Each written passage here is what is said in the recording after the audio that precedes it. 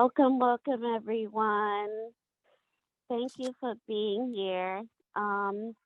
This evening, we commemorate the centenary of the ascension of Abdu'l-Bahá with the first of our PG Town Hall meetings. We have a wonderful, wonderful program of stories, writings, prayers, and songs, and we welcome you to share yours with us. This November, the world will commemorate the 100th anniversary of the passing of Abdu'l-Bahá. The Universal House of Justice has given us a bounteous glimmering of their planning. Our team has been consulting about local efforts that can help us to prepare day by day for that anniversary. Each of us can make a personal commitment to learn more about Abdu'l-Bahá. We can practice telling favorite stories about Abdu'l-Bahá's life and then share them with friends. We can incorporate stories and writings of Abdu'l-Bahá into our core activities. We can also invite friends to town hall style gatherings like this, where participants can share writings and life stories of Abdu'l-Bahá.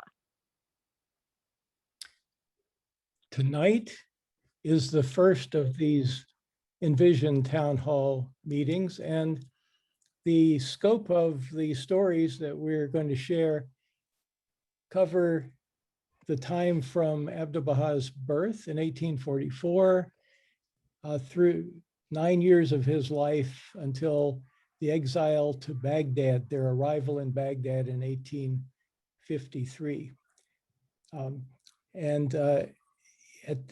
After we do our prepared presentation, we will open the floor for all participants to share stories and quotes from Abdu'l-Bahá, if you like, and they can be from other years, from other authors, but they should try to help us understand Abdu'l-Bahá. And the amount of time you have depends on how many people want to share. And this is an opportunity to practice telling your story from memory if you can. We have chosen a prayer for children today since we are going over the childhood of Abdu'l-Bahá's life from the time of his birth to the time he traveled with his family away from Iran. And he wrote this prayer. Prayer for children. O thou kind Lord, these lovely children are the handiwork of the fingers of thy might and the wondrous signs of thy greatness. O God, protect these children and graciously assist them to be educated and enable them to render service to the world of humanity. O God, these children are pearls. Cause them to be nurtured within the shell of thy loving kindness. Thou art the bountiful, the all-loving. Abdu'l-Bahá. This video is a song, it's set to music, but it's a quote from Abdu'l-Bahá. And the quote is, if thou seest the eternal glory, let thyself be humble and meek in the presence of the beloved of God. Make thyself the servant of all and serve all alike. The service of the friends belongs to God, not to them. Strive to become a source of harmony, spirituality, and joyfulness to the hearts of the friends and the maidservants of the merciful. This is a cause of great satisfaction to Abdu'l-Bahá.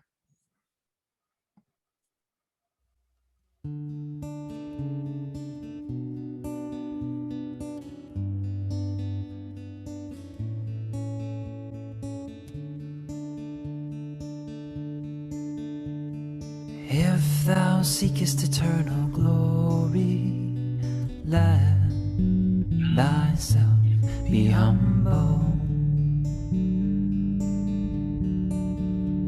and meek in the presence of the beloved of God.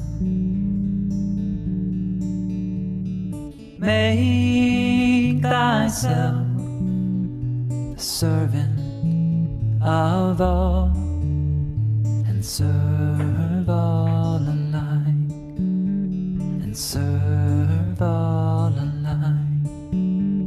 The service of the friends belongs to God, not to them, not to them. Strive to become a source of harmony, spirituality, and joyfulness to the hearts of the friends and the maidservants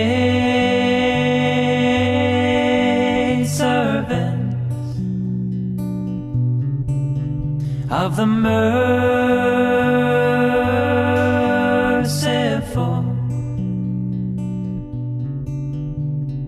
This is a cause of great satisfaction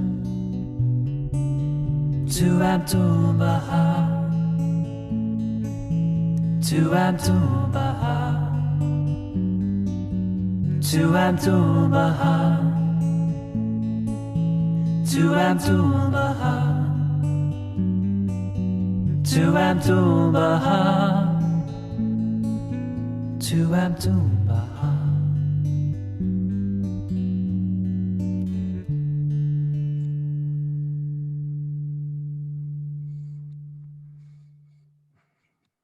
So we have a little bit of history to look back at this time.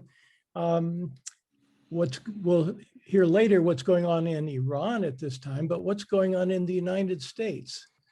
We're starting about 1840, a run up to 1844. And the map shows the states of the United States. Actually, it's just the states shown in red. Everything else is either somebody else's territory or some US territory that has not yet become a state. The pioneer spirit is very strong in those states, and the first wagon trains are starting to move from Missouri toward the West Coast. Of course, it takes 6 months to do that. The population of the country is 17 million, and the center of the country is in West Virginia, the center of population. 1843, March 21, the world does not end, contrary to the first prediction by American preacher William Miller, who's pictured to the right. The Christian groups had analyzed the prophecies of the Bible and predicted, in this particular case, that Christ would return on that date in 1843. And when they did not perceive that that happened, they recalculated and decided it was the same date in 1844. Of course, it happened, but it was in Persia. And this group they were right on the money. They just didn't see it. They were disappointed. 1844, May the 24th, the same night as the Bab in Persia declares his mission to the world, Samuel Morse, the inventor of the telegraph, sends the first message ever over the telegraph line from the US Capitol to Baltimore. And the words were, "What hath God wrought?" taken from an Old Testament verse. Pictures on the lower right show that event and the historical marker, which is on Route 1, just near Greenbelt here. And this is the paper tape from that event. You can see the words, "What hath God wrought?" from the telegraph paper. At the same time, the African-American history in the United States, what the big picture is that there were activists who were joining forces and trying to fight against enslavement at the same time that there were, of course, old and strong forces that were fighting to maintain enslaved people. You saw black codes being put in place by legislatures that would control the movements of enslaved people and freed African Americans. People like Sojourner Truth were speaking on the with abolitionist groups. The National Negro Convention was being held. Fascinating. It was bringing together the freed former enslaved people with abolitionist whites who were allies, and they were able to get to know each other and create teams.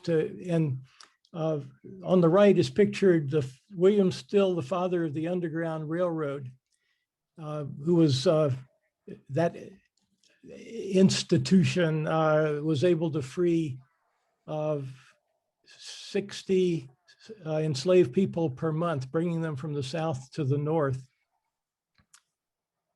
So that was happening at this same time in history. Meanwhile, in Persia, the same thing was happening that was happening in other parts of the world, where people were finding in the old prophecies that the time for this promised Redeemer had come. This time in Persia, a special movement called the Sheikhi movement that had a lot of adherents believed that the promised one of all ages was actually going to appear inside Iran. So people like a young man named Mullah Hussein were traveling around the country trying to pray and meditate and fast and ask questions, because they even had a description from the prophecies of what this person might be like, what he might look like. And so Mullah Hussein at one point came into the city of Shiraz and met someone named the Bab, someone who called himself the Bab, which means the gate, and was invited into his home.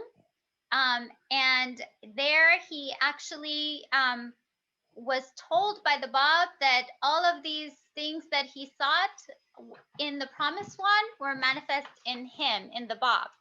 So this young man stayed with the Bab, and they spoke into the night, into the next morning, and he became the first person to believe in the Bab.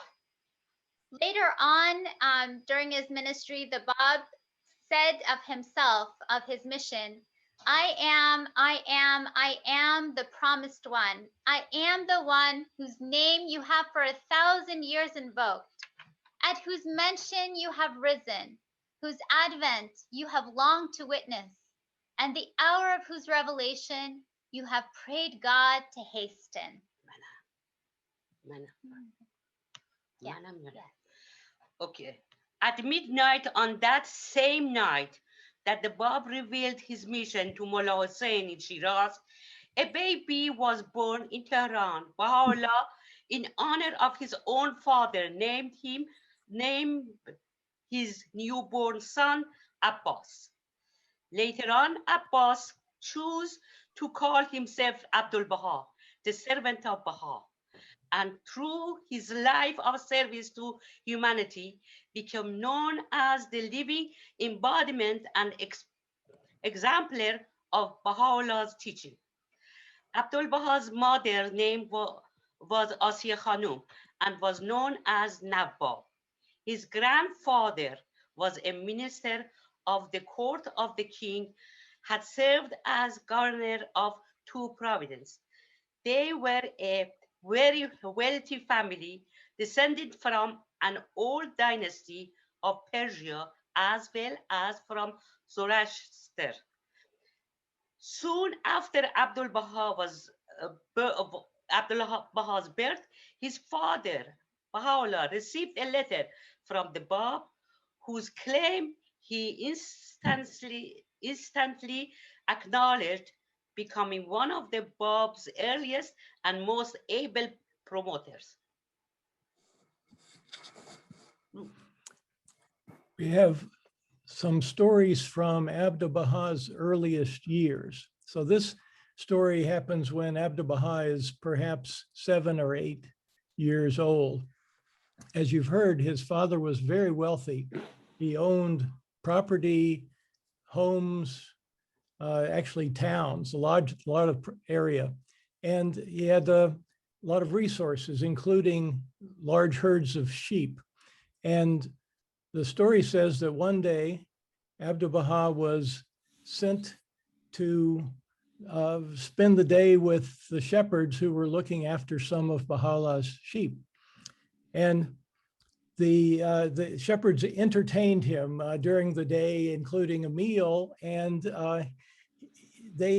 when it was time for Abdu'l-Bahá to leave, to go home, the chief shepherd kind of hinted that it was good manners if he would give a gift of some kind to the shepherds. And Abdu'l-Bahá said he didn't have anything to give, and but they kept mentioning that, and so Abdu'l-Bahá, being resourceful, came up with the idea. He whispered to the chief shepherd that each of the shepherds could take several sheep for their own, and the shepherds were very pleased with that, and it took place. And so then when Abdu'l-Bahá got home and the story was related to Baha'u'llah, his father, Baha'u'llah was amused and said to everyone that they probably needed to really look after Abdu'l-Bahá, because one day he might give himself away.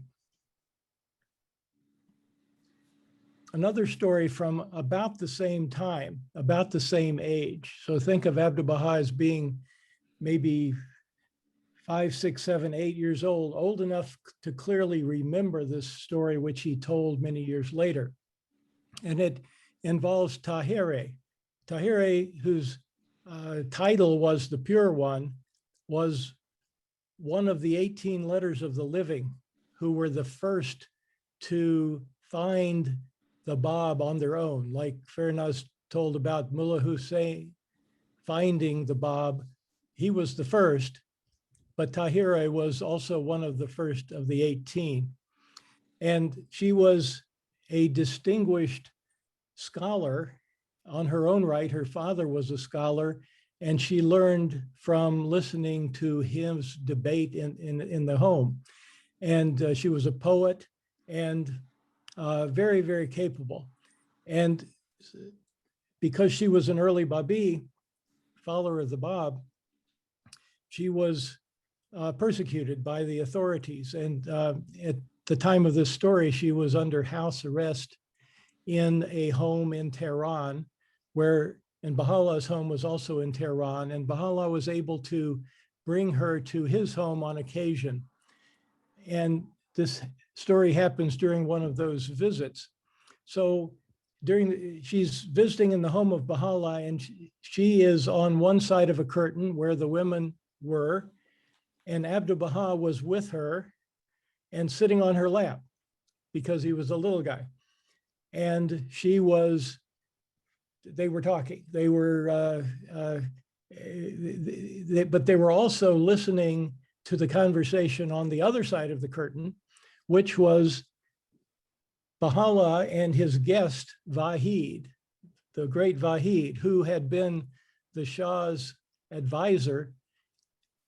And then the Shah sent Vahid to investigate this new group, the Babis, to see if the Bab's teachings were true. And Vahid had accepted the Bab's teachings and never went back to the Shah. And so now Vahid was visiting with Baha'u'llah and was reciting verses from the Quran, which foretold the promised one. And Tahira listens, and at some point she cannot be silent. And she says the following to Vahid through the curtain: "If thou art a man of true learning, cease idly repeating the traditions of the past. For the day of service, of steadfast action is come. Now is the time to show forth the true signs of God, to rend asunder the veils of idle fancy, to promote the word of God, and to sacrifice ourselves in his path. Let deeds, not words, be our adorning." Abdu'l-Bahá was not able to go to school when he was 6 years old. He wanted very badly to learn how to read and write Arabic, the official language of Iran at that time. He had a tablet, a letter that the Bab had written to Baha'u'llah, which was in Arabic. Each night he would get up and pray in tears and look at the tablet and try to read it. Then, after many nights like this, he suddenly noticed that he was able to read it. Abdu'l-Bahá had a happy and carefree in early childhood. The family's Tehran home and country houses were comfortable and beautifully decorated. Abdu'l-Bahá enjoyed playing in the garden with his younger sister Bahiye Khanum, and with whom he was very close. They were 2 years apart. Their brother Mehdi was born 2 years after Bahiye Khanum. Despite a short time at a preparatory school at the age of 7, Abdu'l-Bahá received no formal education. As he grew, he was educated by his mother and uncle. Most of his education, however, came from his father. For example, he saw his father decline a high position as minister of the royal court, which had been his father's, and instead, together with his mother, spent their time, energy, and resources on helping the poor. Abdu'l-Bahá witnessed his parents' various charitable activity. They even converted part of the home to a hospital ward for women and children. During this time, Abdu'l-Bahá witnessed the persecution of his father and the other followers of the Bab, known as Babis. When Abdu'l-Bahá was 7, he contracted tuberculosis and was expected to die. Though the illness faded, he would be plagued with bouts of illness for the rest of his life. Following the tragic martyrdom of the Bab in 1850, upset Babis made an attempt on the life of the Shah, or the king, the Shah held the Bab because the Shah ordered the execution of the Bab. Their act of poor judgment was used by the fanatical clergy, awaiting their opportunity to create opposition to the new faith. Their cries from pulpits incited hatred, fueling an outbreak of extraordinary brutality and fanaticism throughout Iran, directed against any and all suspected of being followers of the Bab. In August 1852, when Abdu'l-Bahá was 8 years old, Baha'u'llah was imprisoned in a dungeon in Tehran called the Sia Chow, or the Black Pit. The notorious prison was a water reservoir.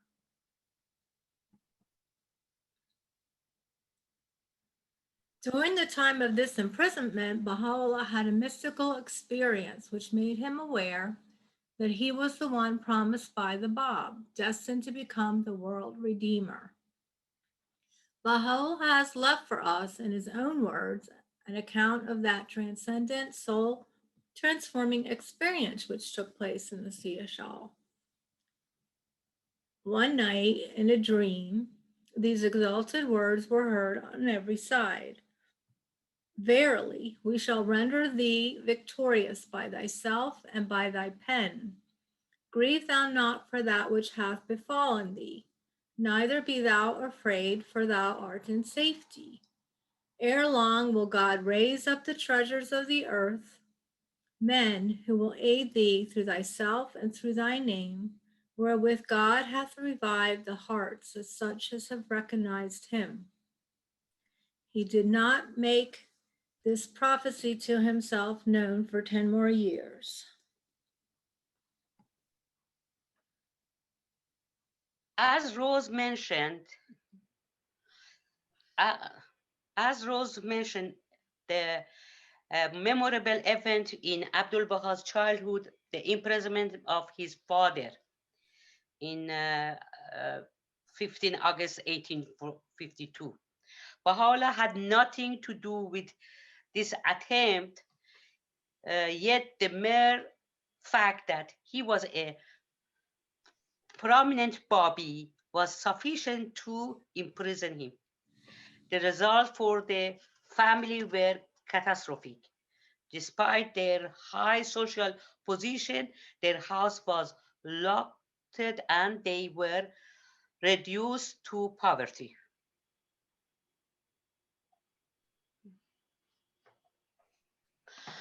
Asiya Khanum and her children, Abdu'l-Bahá Mirza Mehdi and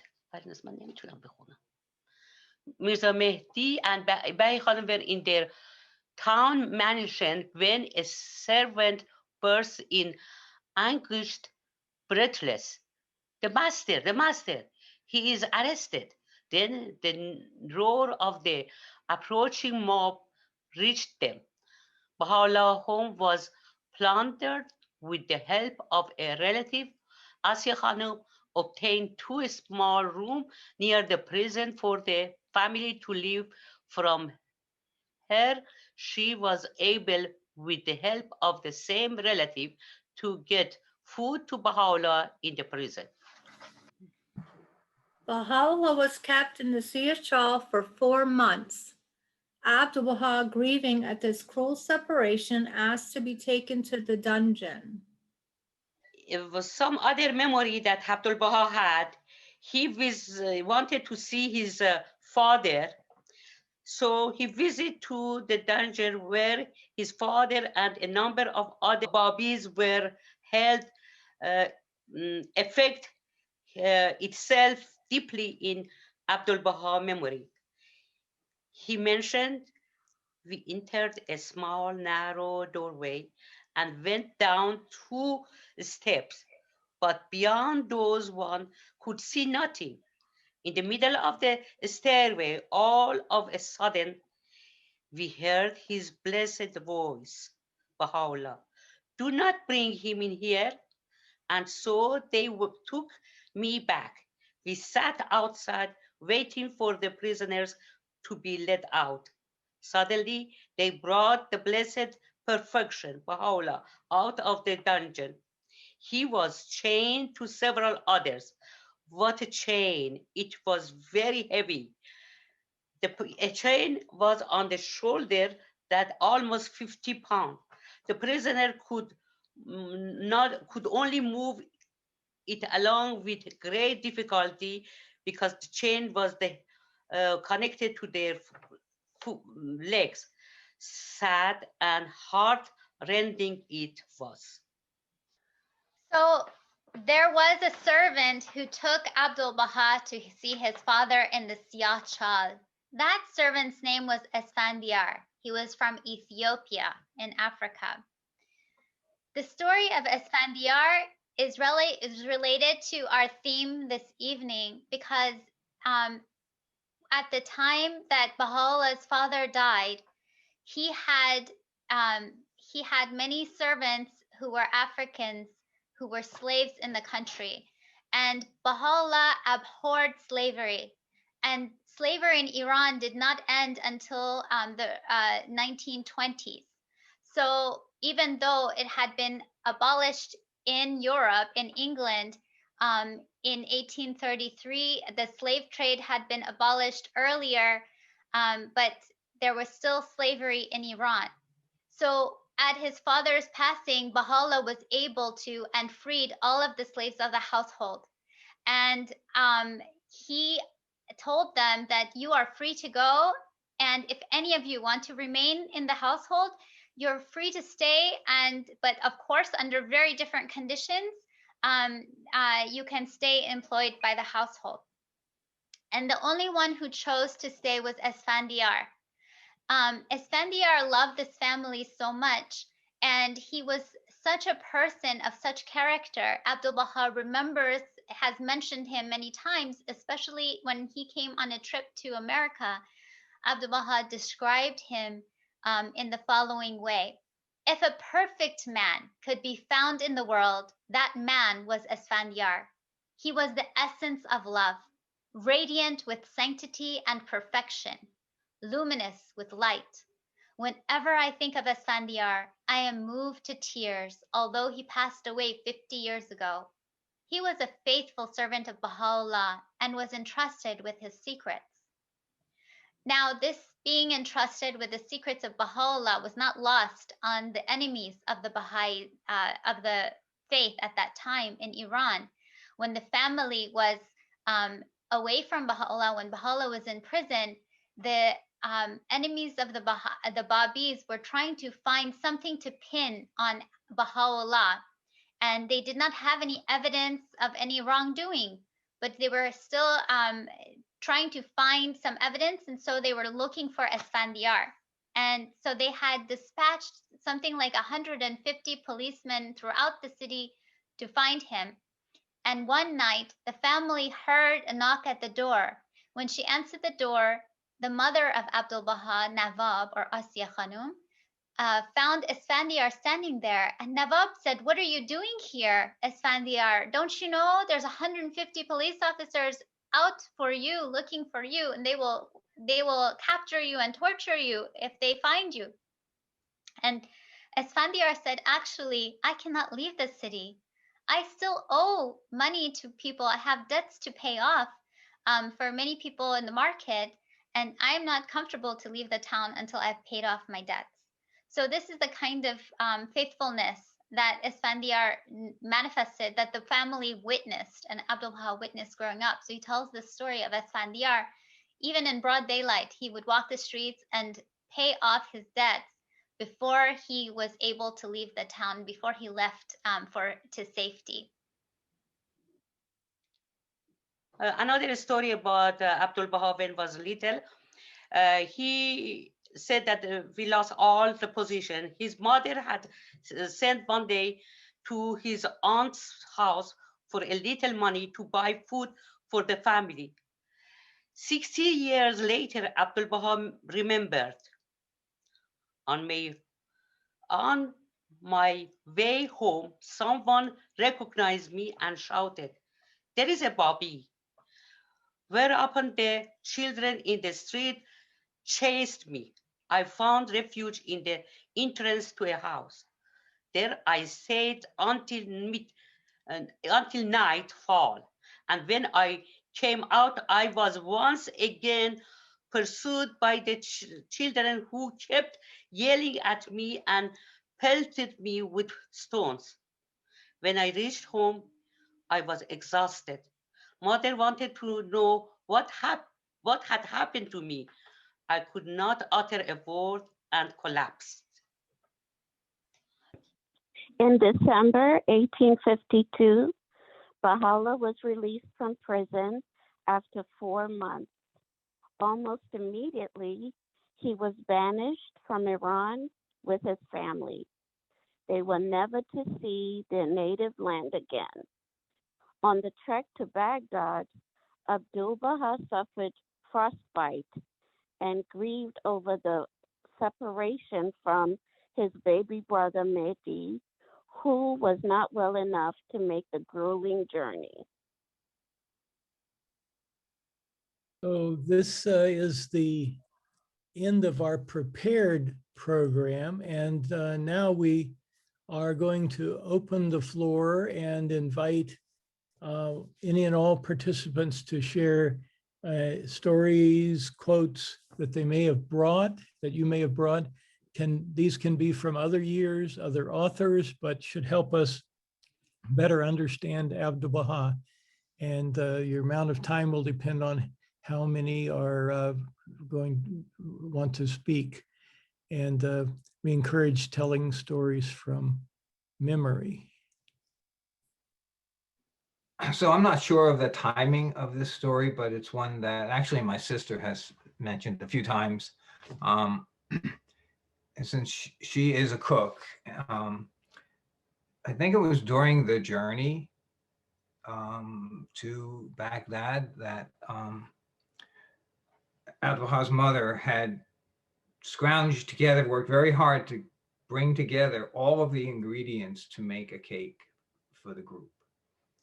And, you know, the circumstances under which they traveled and which they had to live were very, very difficult. So, you know, there wasn't a lot of light, you know, in the environment where they were, and she's trying to make a cake. And so, you know,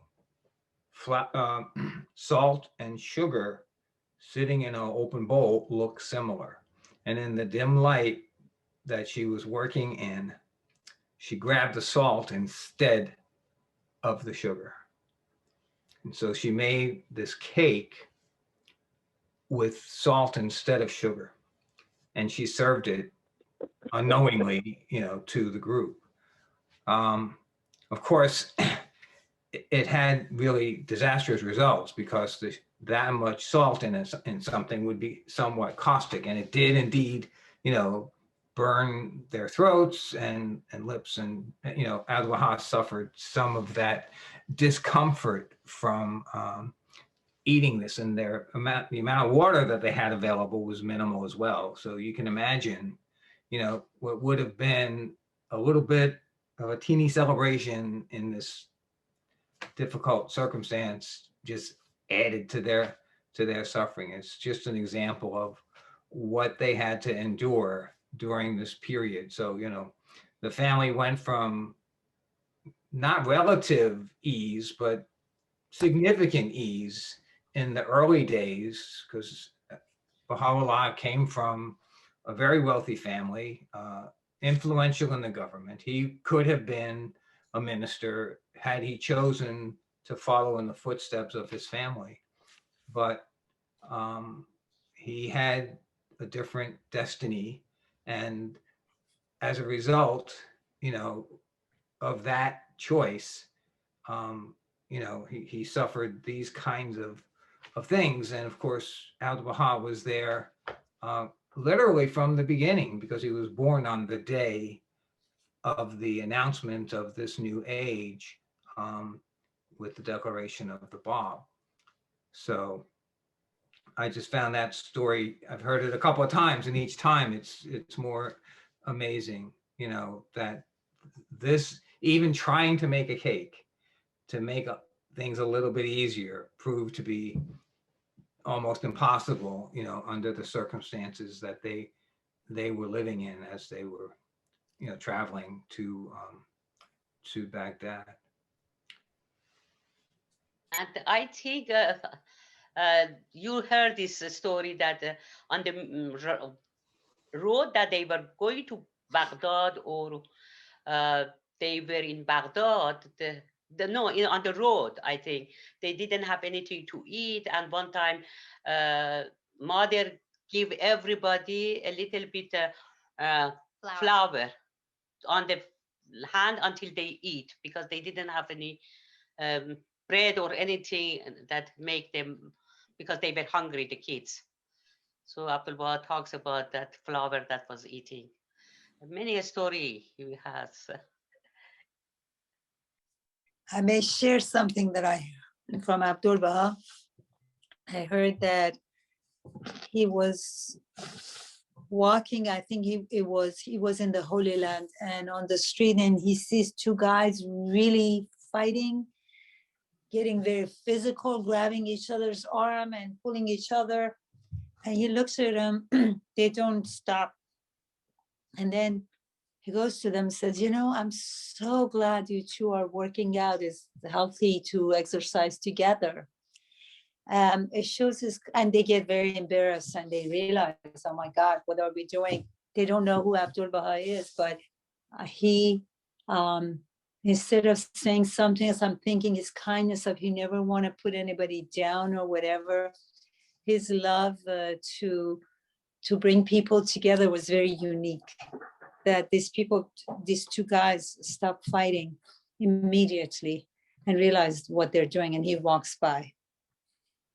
So I can share a story of Abdu'l-Bahá, but it's not during his childhood, or I can read something about when he was a child. No, the stories don't have to be from a specific time period now. Now is not necessary. It's open time. Okay. So this is a story from the children's classes on the lesson of selflessness.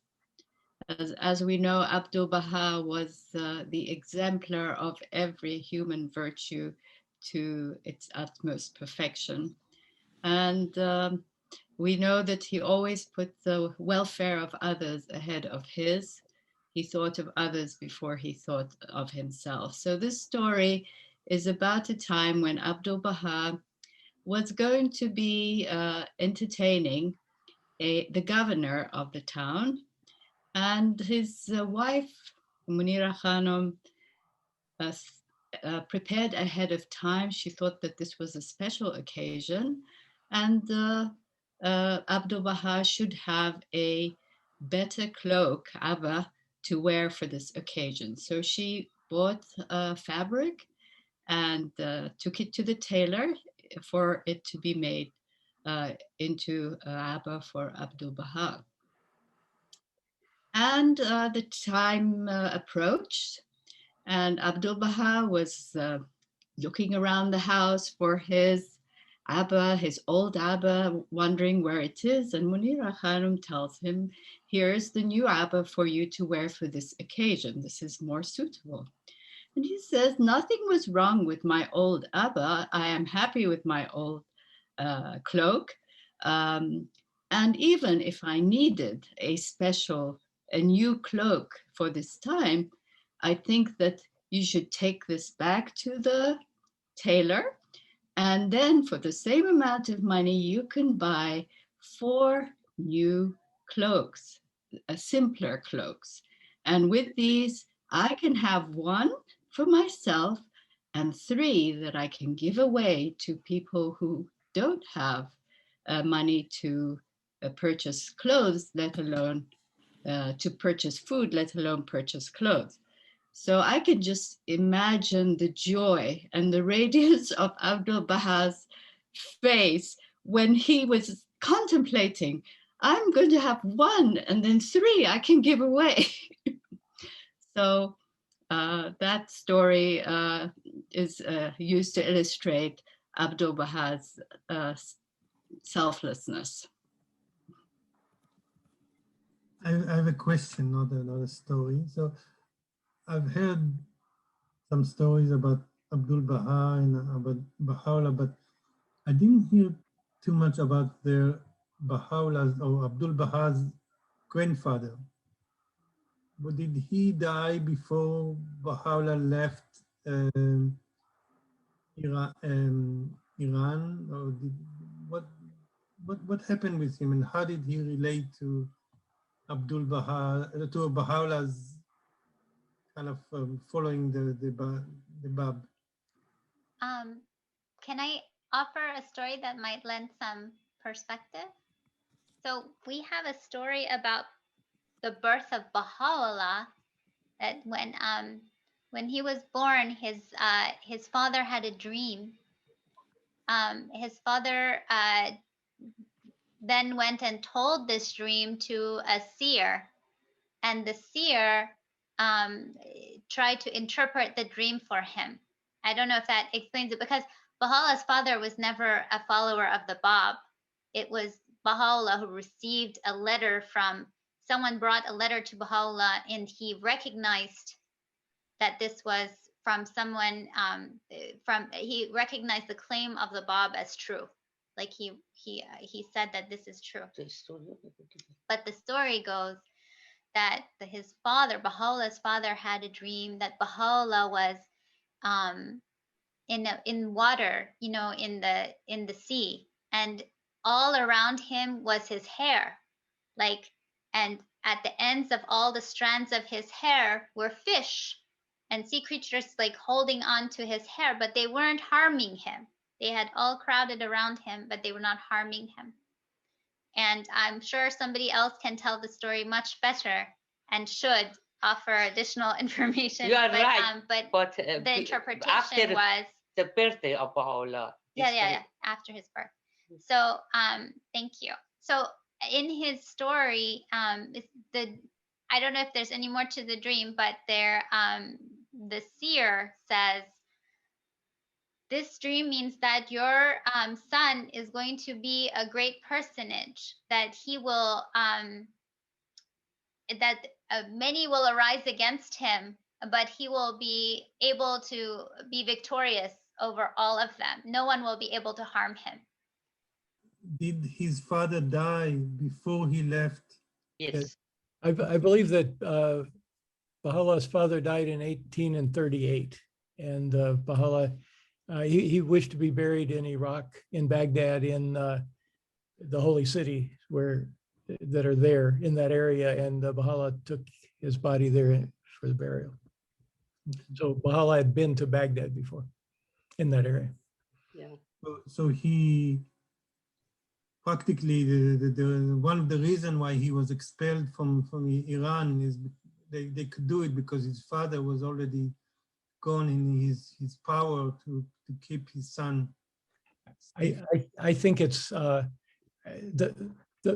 one story that I recall, and Fairnaz can fill in the if I leave out something, that when Baha'u'llah was released from the Sia Chow, so the Grand Vizier had ordered his release, and a servant was sent to the Sia Chow to bring him up in front of the Grand Vizier. And he was, of course, a mess when he arrived, and he chose to stay that way in front of the Grand Vizier. And he was offered a choice. He could become the head of the court, or he could be banished to a place of his choice. And he chose, he had options. He could have gone to Russia, maybe other places, but he chose Baghdad. Only one thing, after 4 months that was in prison because of all these chain, all the things that suffering they had in dungeon, was very sick, could not move that day after prison, become released to the banishment. They 1 month stay in a house, and a lady named Mariam, that friend of family, and Atiya Khanum took care of Baha'u'llah until become a little bit strong, until can travel. I have a paragraph to read about that travel, and this was written by Bahia Khanum, who was Abdu'l-Bahá's sister, who lived longer than he did and wrote this later in her life. She says, my father was, this is at leaving Tehran 1853 for Baghdad. My father was very ill. The chains had left his neck galled, raw, and much swollen. My mother, who was pregnant, was unaccustomed to hardships and was worried and harassed over our recent trials and the uncertainty of our fate. We were all insufficiently clothed and suffered keenly from exposure. My brother, and this is talking about Abdu'l-Bahá in particular, was very thinly clad, riding upon a horse. His feet, ankles, hands, and wrists were much exposed to the cold, which was so severe that they became frostbitten and swollen and caused him great pain for the rest of his life. Yeah, it's interesting that we'll hear more about Baha'u'llah's banishment. it's very interesting how at different points he seems to have escort, and those guards, like, or he seems to be in control more than the people who have come to arrest him, or it's a very interesting story that when you read in the Dawnbreakers, there was a time they had come to arrest him and he went out to meet them. Like, so it's a very different kind of story. This trip was 3 months from Tehran to Baghdad in the winter, but they were escorted by soldiers. I mean, it wasn't like their idea; they were being taken. Right.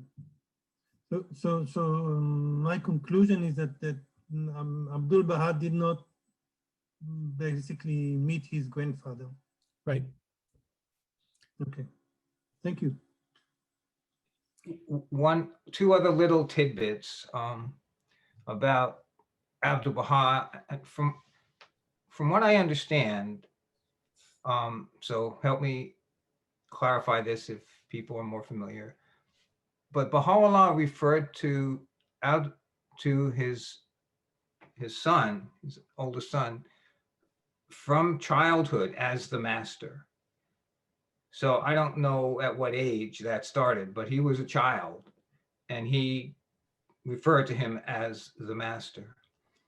And then he was also among the first, because after the time in the Sayyid Shah, Baha'u'llah receives the inspiration from God. There's this incredible story. He's in this black pit. It's the most desolate place you can imagine, a prison that is essentially a hole in the ground with no light, no facilities, nothing. So he's in this desolate, just terrible place. And here is where the revelation from God that he is this promised one is given to him. And so, obviously he's changed by that experience.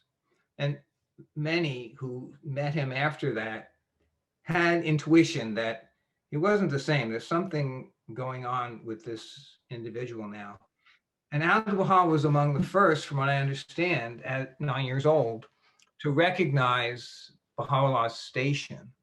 And, when he confided in his father told him, to please not say anything at this time.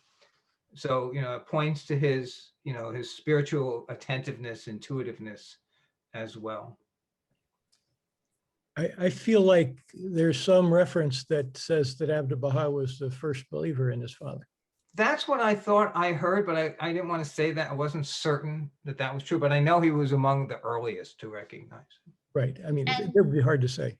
And actually, the wife of the Bab, Khadija Begum, had come into the room when the Bab was praying at one point, and he had his, I guess there was something about him or something that she seemed to have intimated what she had seen. And so technically, I think that was before Mullah Hussein, or am I wrong?